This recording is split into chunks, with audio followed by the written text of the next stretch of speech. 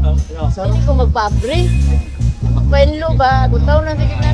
Tunog, uy. Ito nga, nag-abot niya ito sa kuwan. Hello guys, so nata karon sa front desk. Nay nag-inquire gahapon sa tuang Facebook page Goes Out to Works na magpa-heavy PMS daw siya karon. Ang iyang unit kay Nissan Navara 2019. Then naabot siya ganinang buntag, so ginatrabaho na sa itong mga mekaniko ang iyang unit. Karon mga boss, baklas ta karog intake manifold. Sunod sa intake manifold mga boss kaning jar cooler. Gumanen tanan, mag-change oil ta. Kusinluan dayon nato ning kuanan niya. EDR. So madlock na pa daw si ma'am no nga magsalig dag mekaniko kay last time daw nagkuan sa unit ba nagubaan. Hindi ko magpabre. Magpainlo ba? Gutaw na sige na ko. Karon kay magtanaw mo ko sa Facebook no, like sa inyong page ana, pa more nga dili i-address tong kuan sa EGR. The more na Nga magka-problema, magdako ang problem, daghan siyang daukon.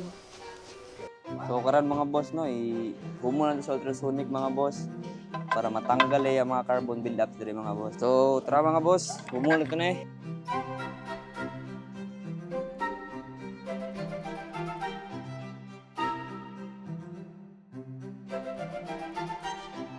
Mag-i-avail ni ma'am ang change oil package, loaded na to ang brake cleaning mga boss. Ako na lang yung penluan karon, na lang yun yung budgetan. Kuan god, 6 years. 6 years? Oh, pero dili magud Dito siya. tayo, pwede mo no? City drive lang man god siya, dili man gud siya. Ang ako lang man god regular lang gud ko sa change oil.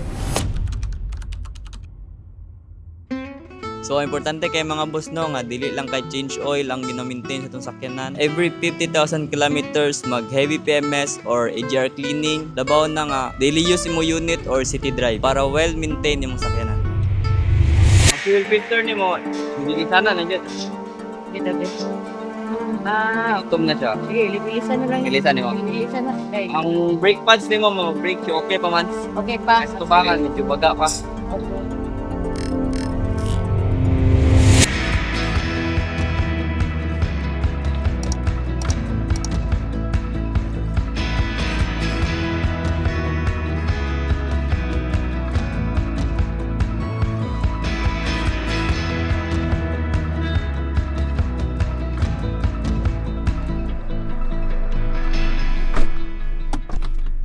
Uy, naay kuan o naay. Ay sige lang ma'am.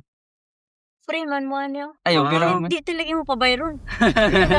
Tapos pagka 80,000 na ma'am, pwede na ka magpa-kuan turbo cleaning. Katong ATF dialysis ma'am, kanya sa transmission. Kuha siya, bali 20 liters ka ATF itong magamitan naman kasi. Pero karon ma'am, ma-feel na nimong asa ang kabaguhan niya.